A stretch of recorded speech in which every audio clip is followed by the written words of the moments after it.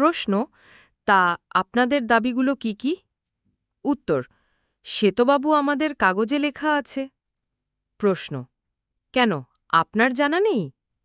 উত্তর, আছে, কিন্তু সব কথা কি মনে রাখা যায়? প্রশ্ন, তা বাংলাদেশি মুহাজির সংঘের সদস্য কত?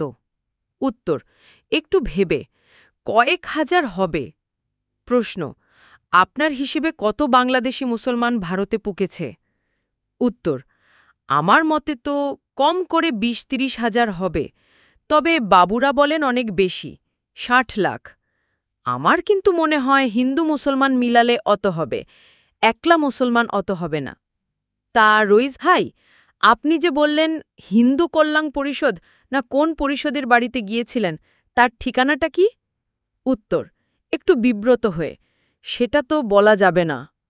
প্রশ্ন, ঠিক আছে, এই যে মুহাজির সংঘের লিফলেটে হিউম্যান রাইটসের কথা আছে, ইংরেজিতে নানান উদ্ধৃতি আছে, এগুলো কে লিখল? আপনি? উত্তর, আমি মুখ্য মানুষ, তবে আমাদের লোক আছে, বড় বড় বাবুরা আছেন, তারা লিখে দিয়েছেন। প্রশ্ন, বাবুদের নাম কি?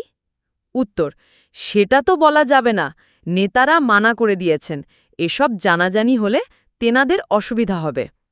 প্রশ্ন, প্রেস ক্লাব ঠিক করে দেওয়া, খবর কাগজের সঙ্গে যোগাযোগ করা, প্রেসের লিফলেট ছাপা, রেডিও টিভিকে ডাকা, এগুলো কে করল? আপনার পক্ষে তো এসব সম্ভব বলে মনে হচ্ছে না।